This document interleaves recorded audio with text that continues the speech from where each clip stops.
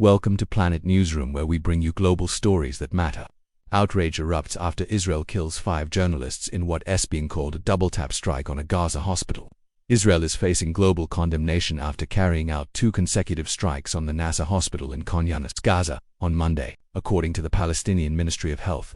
At least 20 people were killed in the attack, including 5 journalists and 4 medical workers. The so-called double-tap attack hit the 4th floor of the hospital, followed minutes later by a second strike that targeted emergency responders and journalists who had rushed to the scene. Among the journalists killed were Mohammad Salama, cameraman for Al Jazeera; Hussam Al-Masri, Reuters contractor; Mariam, Dagga Associated Press contributor; Moath Taha and Ahmed Aziz, both freelance reporters. Gaza's civil defense confirmed that one of its crew members also died in the strike. Eyewitness accounts paint a horrific picture.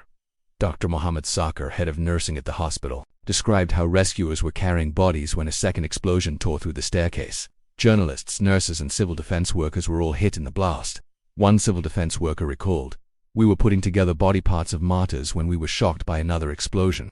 The Israel Defense Forces (IDF) admitted it carried out a strike in the hospital area, claiming they had identified a camera allegedly used by Hamas to monitor Israeli troops. An initial inquiry revealed that instead of targeting the camera with a drone, Israeli forces fired to tank shells, one at the rooftop camera and another directly at the first responders.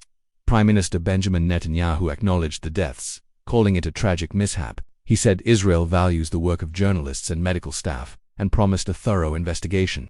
But international outrage has been swift and severe.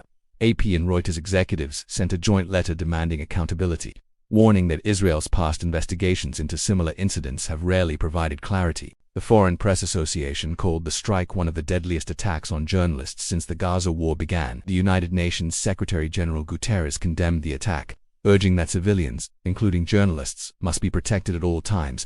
Aid groups like Doctors Without Borders also denounced the strike, saying even partially functioning hospitals are being turned into battlegrounds.